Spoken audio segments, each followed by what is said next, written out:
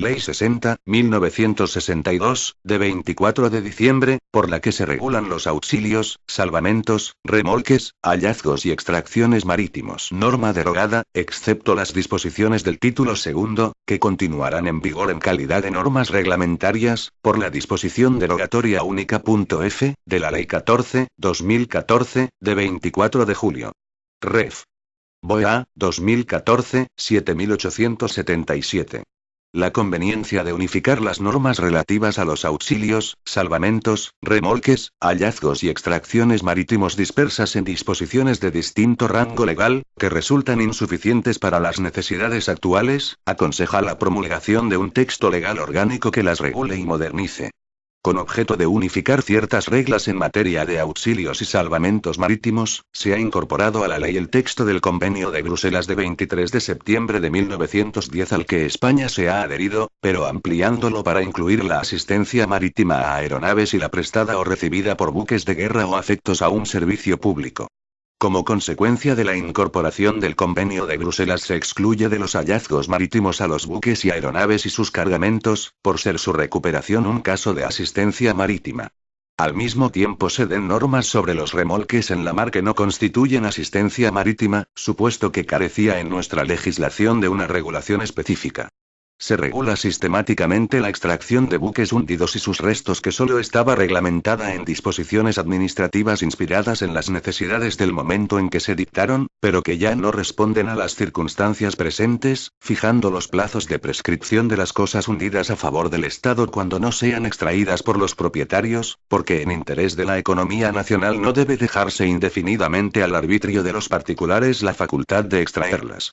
Se conserva el sistema tradicional, recogiendo las ordenanzas de la Armada, instrucción de 4 de junio de 1873 y título adicional de la Ley de Enjuiciamiento Militar de Marina, de 10 de julio de 1925, de atribuir la competencia en estas materias a la jurisdicción de Marina, sistema avalado por razones de índole práctica, ya que permite disponer de órganos especializados en la técnica náutica, indispensable para apreciar las circunstancias de hecho que concurren en cada caso y al mismo tiempo de un procedimiento rápido y gratuito que facilite a la modesta gente de mar, que preste la asistencia, el resarcimiento de los gastos realizados y el cobro de los premios, sin necesidad de acudir a litigios largos y costosos para el reconocimiento de sus derechos, estimulándose así los salvamentos en beneficio de la economía nacional.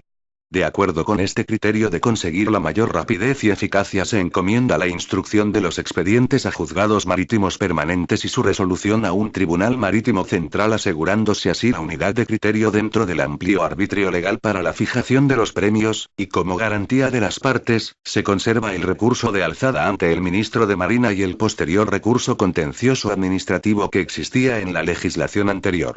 En su virtud, y de conformidad con la propuesta elaborada por las Cortes Españolas, dispongo. Título y objeto de la ley. Capítulo I de los auxilios y salvamentos. Artículo primero. El auxilio y salvamento de los buques de navegación marítimo o aeronaves en el mar que se encuentren en peligro, de las cosas que se hallen a bordo, del flete y del precio del pasaje, así como los servicios del mismo género que se presten entre sí los buques de navegación marítima y los de navegación interior, quedan sometidos a las disposiciones siguientes, sin que haya lugar a distinguir entre ambas clases de servicios ni a tener en cuenta las aguas en que hayan sido prestados. Artículo segundo. Todo acto de auxilio o salvamento que haya producido un resultado útil dará lugar a una remuneración equitativa. No se deberá ninguna remuneración si el socorro prestado no llegase a producir resultados útiles.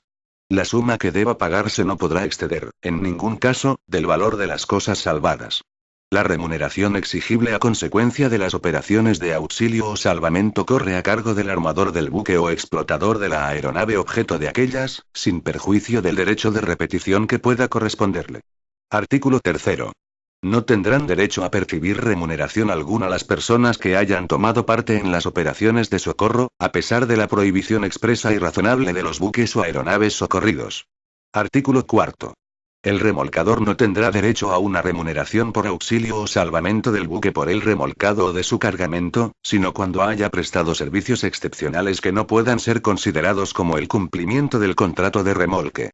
Tampoco se reconocerá derecho a remuneración en los auxilios prestados entre sí por embarcaciones que naveguen o pesquen formando unidad pesquera, pertenezcan o no a un mismo propietario, a menos que se presten en condiciones de excepcional dificultad y riesgo. Artículo 5. Se deberá la remuneración aún en el caso de que el auxilio o salvamento haya tenido lugar entre buques o aeronaves pertenecientes al mismo propietario, salvo lo establecido en el artículo anterior en relación a los buques pesqueros que naveguen o pesquen formando unidad pesquera. Artículo 6. Para fijar el importe de la remuneración se estará a lo convenido entre ambas partes y en su defecto, a lo resuelto por el Tribunal Marítimo Central. En igual forma se fijará la proporción en que la remuneración deba repartirse entre los salvadores. Artículo 7. La tercera parte de la remuneración que se señale como consecuencia de lo dispuesto en el artículo anterior, una vez deducidos los gastos e indemnización por daños y perjuicios, corresponderá al armador del buque o explotador de la aeronave auxiliadores. En los 2/3 restantes participarán: primero, los componentes de la dotación. Segundo, las personas ajenas a la misma que cooperan con ella eficazmente. Tercero, los salvadores de vidas humanas, aunque no pertenezcan al buque o aeronave auxiliadores. Cuando la remuneración tenga lugar en los casos previstos en el último párrafo del artículo 4 y en el artículo 5 de la presente ley, el importe de aquella se reducirá a los 2/3 del premio correspondiendo íntegramente a la dotación del buque auxiliador. Los componentes de la dotación participarán del premio en proporción a sus respectivos sueldos bases, si bien el tribunal podrá modificar esta distribución en beneficio de los tripulantes que hayan contribuido al salvamento con servicios excepcionales. El Tribunal Marítimo Central, dentro de los límites indicados en este artículo, fijará, en su caso, la participación que corresponda a las personas ajenas a la tripulación y a los salvadores de vidas humanas. No estará sujeta a las reglas precedentes la distribución de la remuneración que por asistencia o salvamento se atribuya a los buques armados y equipados especialmente para prestar socorro. En este caso, los derechos de la tripulación se ajustarán a lo establecido en los respectivos contratos de embarque. Si el buque o aeronave salvadores son extranjeros, la distribución de la remuneración entre el armador y el explotador y la tripulación se realizará de acuerdo con la ley nacional del buque o aeronave. Artículo 8. Todo convenio de auxilio y de salvamento estipulado en el momento y bajo el influjo del peligro podrá ser, a petición de una de las partes, modificado por el Tribunal Marítimo Central, si se estima que las condiciones estipuladas no son equitativas. En todos los casos en que se pruebe que el consentimiento de una de las partes ha sido viciado por dolo o engaño, o, cuando la remuneración esté, por exceso o por defecto, fuera de proporción con el servicio prestado, el convenio podrá ser anulado o modificado por el tribunal a requerimiento de la parte interesada. Artículo 9. La remuneración se fijará por el Tribunal Marítimo Central, según las circunstancias, tomando por base: a. En primer término, el resultado obtenido, los esfuerzos y el mérito de los que hayan prestado el socorro, el peligro corrido por el buque o aeronave auxiliado, por sus pasajeros y por su dotación, por su cargamento, por los salvadores y por el buque o aeronave salvador, el tiempo empleado, los gastos y daños sufridos, los riesgos de responsabilidad y de otra clase que hayan corrido los salvadores, y el valor del material expuesto por ellos teniendo en cuenta, en su caso, el destino especial del buque o aeronave que preste auxilio.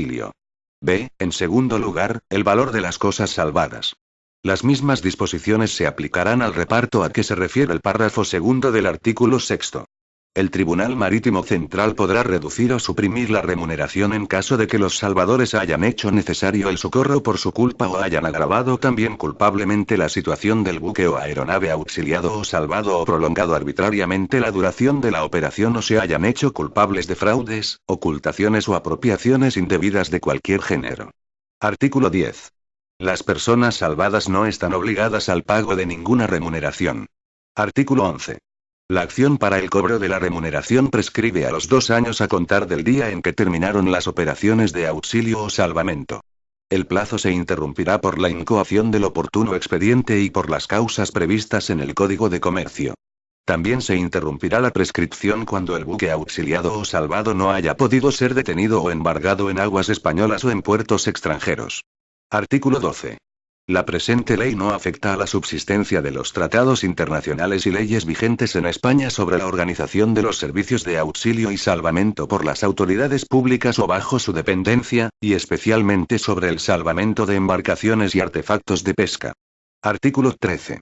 Cuando un buque de guerra, aeronave militar o afectos a un servicio público reciban o presten auxilio o salvamento, la remuneración será también fijada según las normas de la presente ley, y la que corresponda percibir a aquellos y a su tripulación por el servicio prestado se pondrá a disposición del ministerio u organismo de que dependa el buque o la aeronave, el cual proveerá a su equitativa aplicación. Artículo 14. La autoridad de marina deberá proveer siempre al salvamento de vidas humanas que se encuentren en peligro en el mar, empleando para ello todos los medios de que disponga, pudiendo a este objeto utilizar toda clase de buques y embarcaciones y ordenar a sus dotaciones la prestación del socorro, así como requerir el auxilio de las autoridades de otros órdenes. Cuando se trate de evitar la pérdida de una nave en peligro, la autoridad de marina apreciará la conveniencia de proceder a su salvamento, utilizando en su caso, los medios de carácter público u oficial que tenga a su disposición. Capítulo I del remolque en la mar. Artículo 15. Fuera de los casos en que el remolque constituya auxilio y salvamento, el remolque prestado a un buque que lo pida hallándose en la mar dará derecho a la indemnización de los gastos, daños y perjuicios sufridos como consecuencia del mismo por el buque que efectúa el remolque y el abono de un precio justo por el servicio prestado. Se exceptúan los remolques que, aun prestados en la mar, tengan únicamente por objeto facilitar la entrada en puerto de un buque que se encuentre en sus proximidades, cuando hubiera tarifas establecidas. Artículo 16. Para fijar el importe de la retribución se estará a lo convenido entre las partes interesadas y, en su defecto, a lo que resuelva el Tribunal Marítimo Central. El tribunal fijará el precio tomando por base los trabajos que haya exigido el remolque, la distancia recorrida y las demás circunstancias concurrentes. Artículo 17. El precio del remolque se distribuirá atribuyendo 2/3 al armador del buque remolcador y 1/3 a su dotación. Cuando el servicio fuere prestado por buques dedicados a la industria del remolque, el importe del premio corresponderá íntegramente al armador. No habrá nunca lugar a remuneración cuando el remolque se preste entre buques que naveguen o pesquen formando unidad pesquera. Artículo 18. La prescripción de la acción para el cobro de la retribución por el remolque se regirá por lo establecido en el artículo 11. Cuando en el remolque intervenga un buque de guerra o afecte a un servicio público, se dará a la retribución el destino previsto en el artículo 13. Capítulo I de los hallazgos. Artículo 19. El que encontrase cosas abandonadas en la mar o arrojadas por ella en la costa que no sean producto de la misma mar deberá ponerlas a disposición de la autoridad de marina en el plazo más breve posible. La misma obligación tendrá el que extrajese casualmente cosas hundidas o le haga inmediatamente después de haberlas descubierto. Artículo 20.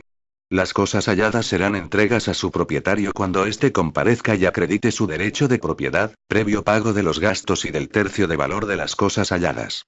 Artículo 21. Si, transcurrido el plazo de 6 meses establecido en el apartado B, del artículo 29, no se hubiese presentado el propietario y el valor en tasación de la cosa no fuese superior a 150.000 pesetas, se entregará al hallador, previo pago de los gastos. Cuando el valor de la tasación fuese superior a 150.000 pesetas, el hallador tendrá derecho a esta suma, y además, a una tercera parte del exceso que sobre la misma se haya obtenido en la subasta. El remanente se ingresará en el tesoro. Artículo 67. Artículo 22. Los preceptos de este capítulo no son aplicables. Primero, a los buques y aeronaves abandonados en la mar y sus cargamentos. Segundo, a los efectos arrojados a la mar para aligerar el buque o aeronave en caso de peligro, cuando fueren salvados inmediatamente. Tercero, a las cosas que, por su naturaleza o por precepto legales, estén exceptuadas del libre comercio, las cuales, se regirán por las disposiciones especiales sobre la materia. En los casos previstos en los apartados primero y segundo se aplican lo dispuesto en el capítulo primero. Capítulo I de las extracciones. Artículo 23. Fuera de los casos de hallazgos y los de recuperación inmediata, la extracción de cosas hundidas en aguas jurisdiccionales españolas, requerirá el permiso de la autoridad de marina, quien fijará el plazo para realizarlas y las normas a que debe ajustarse. Artículo 24. Les trabajes de exploración, rastreo y localización de cosas hundidas requerirán el permiso de la autoridad de marina, quien lo concederá discrecionalmente y sin carácter de exclusiva. Artículo 25. La extracción de cosas hundidas dentro de los puertos españoles se regirá por la legislación de puertos. Artículo 26. Cuando se trate de cosas hundidas fuera de puerto que puedan constituir un peligro o incomodidad para la navegación o la pesca, la autoridad de marina señalará a los propietarios un plazo prudencial para que las extraigan. Cuando los propietarios no lo verificasen dentro del plazo señalado, o hicieren abandono de las cosas, la autoridad de Marina podrá proceder a la extracción o remoción de las mismas, sufragándose los gastos con el valor de las cosas extraídas, y si quedará remanente, se ingresará en el Tesoro Público. Las mismas medidas señaladas en el párrafo anterior podrán ser adoptadas por las autoridades de Marina en interés de la navegación en caso de notoria urgencia. Pero el remanente del valor de las cosas extraídas, una vez deducidos los gastos, se depositará a disposición de los propietarios. Artículo 27. Cuando las cosas hundidas no constituyeren un peligro e incomodidad para la navegación o la pesca, la autoridad de Marina permitirá su extracción y aprovechamiento por sus propietarios. Artículo 28. En los casos en que la propiedad pertenezca al Estado y no conviniere al mismo la extracción y aprovechamiento directo, el ministro de Marina podrá conceder su extracción y aprovechamiento mediante concurso subasta. Capítulo V. De los derechos de propiedad de los efectos salvados o hallados. Artículo 29. Sin perjuicio de lo dispuesto en el párrafo primero del artículo 21, el Estado adquirirá la propiedad de cualquier buque, aeronave u objeto hundido, salvado o hallado cuando su propietario haga abandono de sus derechos o no los ejerza en los plazos siguientes. A. Buques o restos de buques hundidos, a los 3 años del hundimiento. B. En los demás casos, a los 6 meses de la promulgación de los edictos establecidos en el artículo 48 de esta ley. C. En cuanto a las aeronaves y sus restos, se observarán las normas y plazos señalados en la ley de 21 de julio de 1960. Se interrumpirán estos plazos en el momento en que se solicite la extracción y se inicie esta en el plazo concedido para la misma, volviendo a correr de nuevo si se suspenden los trabajos, o al finalizar los plazos concedidos por la autoridad competente. La autoridad de Marina, una vez adjudicados los efectos, pondrá estos a disposición de la Hacienda Pública para el debido cumplimiento de las normas establecidas por esta ley y por las que regulen el patrimonio del Estado. Artículo 30. La autoridad de Marina, para evitar la pérdida o destrucción de los buques, aeronaves o efectos salvados o hallados, podrá decidir su venta en pública subasta antes de los plazos de prescripción de la propiedad indicados en el artículo anterior, depositando la parte del valor obtenido que pueda corresponder al propietario a su disposición hasta que éste se presente o su derecho se extinga. Título I. De la jurisdicción y del procedimiento. Capítulo I. Del Tribunal Marítimo Central. Artículo 31. Dependiendo del Ministerio de Marina radicará en Madrid el Tribunal Marítimo Central, al que competirá el conocimiento y resolución de cuantas materias le atribuye la presente ley. Artículo 32. En las capitales de los departamentos marítimos, bases navales y puertos principales en que se estime necesario, existirá un juzgado marítimo permanente a cargo de un jefe u oficial del cuerpo jurídico de la Armada, que tramitará los expedientes de auxilio, salvamento y remolque y que a tales efectos dependerá del Tribunal Marítimo Central. No obstante, el ministro de Marina podrá nombrar un juez marítimo especial para la instrucción de aquellos expedientes que por sus circunstancias le requieran. Artículo 33. El Tribunal Marítimo Central estará constituido por un presidente, 4 vocales y un secretario. Será presidente un almirante, designado por decreto, a propuesta del ministro de Marina. Los vocales serán un capitán de navío, 2 coroneles auditores de la Armada y un funcionario de la subsecretaría de la Marina Mercante nombrado por el ministro de Marina. El último, a propuesta de la subsecretaria de la Marina Mercante. Un coronel del Arma de Aviación y un coronel auditor del aire, designados por el Ministerio de Aire, que actuarán cuando el auxilio o salvamento afecte a aeronaves. Actuará como secretario relator del tribunal un teniente coronel auditor de la Armada designado por el ministro de Marina. El ministro de Marina designará también cuando lo requiera el funcionamiento del tribunal, los suplentes que sean necesarios entre personas que reúnan iguales condiciones que los titulares. Artículo 34. La jurisdicción de este tribunal se extenderá a todo el territorio nacional, y estará capacitado para plantear y sostener las cuestiones de competencia con las autoridades y tribunales de otras jurisdicciones. Sus actuaciones serán gratuitas al igual que las de los juzgados marítimos permanentes. Capítulo I. De los expedientes de auxilio, salvamento y remolque. Artículo 35. Los capitanes o patrones de los buques que hayan intervenido en auxilios, salvamentos o remolques están obligados a dar el oportuno parte a la autoridad local de Marina en el término de 24 horas de su llegada a puerto. Cuando la autoridad local de Marina tenga noticias de la existencia de un auxilio o salvamento, lo pondrá inmediatamente, por el procedimiento más rápido, en conocimiento del juzgado marítimo permanente a través de la autoridad jurisdiccional. Artículo 36. Si se tratase de auxilio o salvamento entre buques españoles, y el puerto de arribada fuere extranjero, el cónsul de España practicará las diligencias preliminares necesarias para la comprobación de los hechos y las elevará con urgencia al ministro de Marina, quien las remitirá al Departamento Marítimo o Base Naval donde radique el juzgado marítimo permanente que debe tramitar el expediente, en atención a la mayor facilidad para su instrucción. Artículo 37. El Juzgado Marítimo Permanente de Auxilios y Salvamento del Departamento o Base Naval tramitará el expediente dirigiendo las actuaciones a la comprobación de los hechos y circunstancias que puedan contribuir a la fijación de la remuneración, conservación de las cosas y garantía de los derechos de las partes. Artículo 38. El juez publicará inmediatamente en el Boletín Oficial del Estado y, si lo considera oportuno por la importancia del expediente, en un diario de la provincia edictos en los que dará cuenta de la iniciación del procedimiento, citando a los que puedan considerarse interesados en el mismo para que en el plazo de 30 días naturales se personen en el expediente aportando los comprobantes en que fundamenten su derecho. En el caso de que, a juicio del juez, el valor de lo hallado no exceda de la cantidad de 10.000 pesetas, se publicarán únicamente los edictos en el tablón de anuncios del juzgado y de la comandancia o ayudantía de marina correspondientes. Artículo 39. Lo salvado se valorará de conformidad con las partes, y, de no conseguirse esta, el juez acordará su tasación mediante peritaje, adoptando sin dilación, cuando lo estime precise, las medidas sobre reconocimiento y garantías que considere oportunas para que aquel pueda realizarse sin retrasar la salida del barco. Artículo 40. Los propietarios podrán disponer de los efectos salvados antes de la terminación del expediente, constituyendo fianza bastante a criterio del juez para garantizar el pago de la remuneración debida por el salvamento. Artículo 41. A la vista de los comprobantes aportados y del valor de lo salvado, formará el instructor una cuenta general de gastos, con lo que terminará la fase de instrucción del expediente. Artículo 42. Terminada la instrucción del expediente, el juez dará vista del mismo a los interesados que se hubieran personado, por 15 días hábiles, para que puedan formular alegaciones y proponer las pruebas que consideren oportunas, cuya pertinencia será declarada por el juez. Si por causa de fuerza mayor el interesado, activa o pasivamente en el acto de auxilio, salvamento y remolque, no hubiera podido personarse en el expediente, se le oirá dentro del plazo de 15 días a que este artículo se refiere. Artículo 43.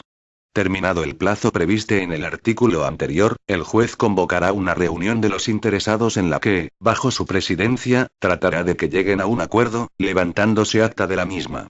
Si se llegara a un acuerdo entre todos los interesados presentes, el juez procederá a su ejecución. En otro caso, el juez instructor elevará el expediente con el acta de la reunión y las alegaciones de los interesados al Tribunal Marítimo Central. Artículo 44. Si el tribunal estimase que ha habido defectos procesales, o que no se han aportado las prendas necesarias, repondrá el expediente al estado de instrucción para que se subsane o se complete. En otro caso, dictará la resolución que proceda. Artículo 45. Los recursos contra las decisiones del juez instructor durante el período de instrucción o ejecución serán elevados al Tribunal Marítimo Central para su resolución dentro de los plazos fijados por la Ley de Procedimiento Administrativo, acompañados del informe del juez. Artículo 46. El expediente deberá ser concluido en el plazo señalado en la Ley del Procedimiento Administrativo. La resolución que le ponga fin será notificada a los interesados, advirtiéndoles de su derecho a recurrir de la misma en el plazo de 15 días ante el ministro de Marina. El recurso se interpondrá ante el Juzgado Marítimo Permanente, quien lo unirá al expediente, que elevará al ministro de Marina para su resolución. Cuando el expediente afecte o se relacione con aeronaves, sus efectos o restes, será oído el ministro del Aire y, en caso de discrepancia de criterios, el recurso será resuelto por el Consejo de Ministros. Capítulo I de los expedientes de hallazgo. Artículo 47. La autoridad local de Marina instruirá para cada caso de hallazgo un expediente que iniciará con el parte dado por el hallador dentro de las 24 horas del hallazgo, y adoptará las medidas oportunas para el depósito de los efectos hallados, dando cuenta inmediata a la autoridad jurisdiccional correspondiente. Artículo 48. Si el valor de lo hallado, según tasación oficial, es inferior a 150.000 pesetas, se publicará el hallazgo en el tablón de anuncios, y si fuera superior a dicha suma se publicarán edictos en el Boletín Oficial del Estado, dando cuenta del hallazgo, insertándose en un diario de la provincia, si el juez lo considera oportuno por la importancia del expediente. Artículo 49. En el caso de comparecer el propietario y acreditar su derecho, se le entregarán los efectos hallados, previo abono del tercio del valor de tasación que corresponda al hallador y de los gastos ocasionados. Artículo 50. Si, transcurrido el plazo de 6 meses, no compareciera el propietario y el valor de lo hallado fuera inferior a 150.000 pesetas, se pondrá a disposición del hallador, previo el pago de los gastos ocasionados. Si el valor excediese de las 150.000 pesetas, el juez elevará el expediente a la autoridad jurisdiccional, que decidirá la venta en pública subasta de los efectos hallados. La autoridad jurisdiccional aprobará la adjudicación definitiva de la subasta y remitirá el expediente al instructor para liquidación. El juez terminará el expediente con una liquidación en la que se acreditará el abono de los derechos al hallador, conforme a lo dispuesto en el segundo párrafo del artículo 21, el de los gastos ocasionados y el ingreso del resto en el tesoro. Capítulo I de los expedientes de extracción. Artículo 51. Los expedientes de extracción se iniciarán a instancia de los propietarios de los buques o efectos hundidos, y de pertenecer al Estado, a instancia de cualquier interesado en la extracción o cuando por el Ministerio de Marina se considere conveniente. Artículo 52. Los propietarios de buques o efectos hundidos podrán solicitar de la Autoridad de Marina autorización para la extracción de los mismos, quedando aquella facultada para concederla cuando no existan dudas sobre la propiedad de lo hundido o no haya esta prescrito, en aplicación de lo dispuesto en el artículo 29 a tal ley. Artículo 53. La Autoridad de Marina, al conceder la autorización a que se refiere el artículo anterior, señalará el plazo en que deba efectuarse la operación, quedando obligados los extractores a dar cuenta de la iniciación y término de los trabajos y a facilitar durante ellos su inspección y vigilancia. Artículo 54. Las personas interesadas en la extracción de buques o efectos hundidos propiedad del Estado la podrán solicitar del Ministerio de Marina en escrito, que se presentará ante la Comandancia de Marina correspondiente, indicando el valor total que calculen a lo que pretendan extraer. Artículo 55. En la Comandancia Militar de Marina se practicará una información para acreditar la fecha del hundimiento y si existen propietarios o concesionarios de la extracción, citando por edictos a las personas que se consideren con algún derecho sobre lo que se pretende extraer para que lo acrediten en el plazo de un mes. La información será elevada, con la instancia presentada, a través de la autoridad jurisdiccional al Ministro de Marina. Artículo 56. El Ministerio de Marina, a la vista de la instancia y de la información practicada, resolverá lo procedente. En el caso de que se acordara la convocatoria de concurso subasta para la extracción, esta se hará preferentemente por un tanto alzado. Cuando no se pueda establecer previamente el valor de los objetos a extraer con aproximación suficiente, se acordará el anuncio del concurso subasta por un tanto por ciento del valor de lo que se consiga extraer. Artículo 57. Decretada por el ministro la convocatoria de concurso subasta, se llevará este a efecto con sujeción al Reglamento de Contratación de Obras y Servicios de la Marina y disposiciones complementarias. Artículo 58. Se exigirá a los adjudicatarios el depósito de una fianza que garantice, si la adjudicación se hizo por el procedimiento de tanto alzado, que el contrato se formalizará en las condiciones fijadas en el concurso subasta. La firma del contrato supondrá la autorización para iniciar los trabajos en el plazo y condiciones estipulados, y en el mismo acto de la firma el adjudicatario deberá entregar el precio de la adjudicación, siéndole entonces devuelta la fianza. Artículo 59. Los extractores que hayan abonado la cantidad señalada como precio de la concesión podrán disponer libremente de los efectos extraídos. Quedan exceptuados de la libre disposición y estarán sujetos a las normas especiales que regulen la materia o que se establezcan en el contrato, las armas, municiones y explosivos, los efectos sujetas a monopolio, las cosas de valor arqueológico y artístico y aquellas que la Marina, al efectuar la adjudicación, se hubiera reservado, así como todas aquellas otras cuyo comercio no sea libre. Artículo 60. La no iniciación dentro del plazo previsto, la suspensión no autorizada de los trabajos o el incumplimiento de las condiciones exigidas en el contrato traerán consigo la caducidad de la concesión, recuperando el Estado la propiedad de los efectos hundidos, con pérdida total para el concesionario del precio de la adjudicación. Artículo 61. Cuando la adjudicación se haga por el procedimiento de reserva a favor del Estado de un tanto por ciento del valor de lo extraído, la fianza garantizará el cumplimiento de las condiciones del contrato hasta la liquidación definitiva. En este caso, los efectos extraídos quedarán en calidad de depósito a la disposición de la autoridad de Marina y sometidos a su inspección, no pudiendo disponer libremente de ellos el extractor hasta que, valorado oficialmente lo extraído y abonado el tanto por ciento que corresponda al Estado, se considere liquidado el contrato. Podrá autorizar la Comandancia Militar de Marina entregas parciales cuando éstas sean valoradas y se deposite el tanto por ciento correspondiente a su valor a cuenta de la liquidación definitiva. Artículo 62.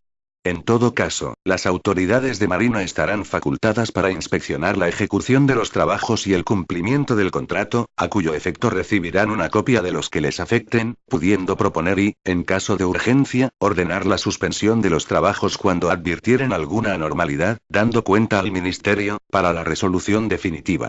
Disposición transitoria primera. En los casos de buques o cosas hundidas con anterioridad a la promulgación de la presente ley, los plazos de prescripción del derecho de propiedad a que se refiere el capítulo V, se contarán a partir de dicha promulgación. Disposición transitoria segunda. Los auxilios, salvamentos, remolques o hallazgos ocurridos con anterioridad a la vigencia de esta ley seguirán regulándose por las normas hasta entonces en vigor. Disposición transitoria tercera. Las concesiones para extracción o permisos de extracción no caducados al entrar en vigor la presente ley, continuarán regulándose por las normas vigentes con anterioridad a la misma hasta finalizar el período de concesión. Disposición final primera. El derecho de propiedad sobre las cosas objeto de esta ley será declarado, en los casos de desacuerdo de los interesados, por los tribunales de la jurisdicción ordinaria, que conocerán asimismo de las cuestiones que da lugar el ejercicio del derecho de repetición a que se refiere el artículo segundo de esta ley.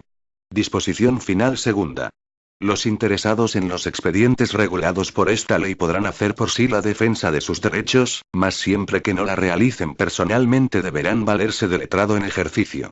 Cuando se trate de personas jurídicas, se entenderá que el interesado se defiende personalmente si lo efectúan por medio de su legal representante. Disposición final tercera.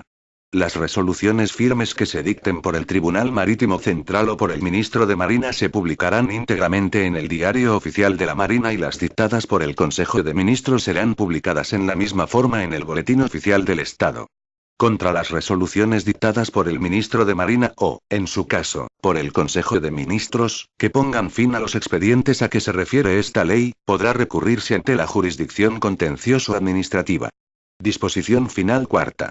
Ningún precepto de la presente ley afectará a las atribuciones de las autoridades aeronáuticas establecidas por la legislación vigente en orden a la investigación de accidentes de aviación. Disposición final quinta. La presente ley empezará a regir a los 6 meses de su publicación en el Boletín Oficial del Estado. Disposición adicional. Queda facultado el Ministro de Marina para dictar las disposiciones necesarias que complementen y desarrollen esta ley, habilitándose por el Ministerio de Hacienda los créditos necesarios para atender a los gastos que pueda significar la aplicación de la misma. Se autoriza al Gobierno a la actualización periódica de las cuantías a que se refieren los artículos 21, 48 y 50. Disposición derogatoria. Queda derogado el título adicional a la Ley de Enjuiciamiento Militar de Marina, aprobado por Decreto Ley de 10 de julio de 1925. Dado en el Palacio de El Pardo a 24 de diciembre de 1962. Francisco Franco. Este documento es de carácter informativo y no tiene valor jurídico.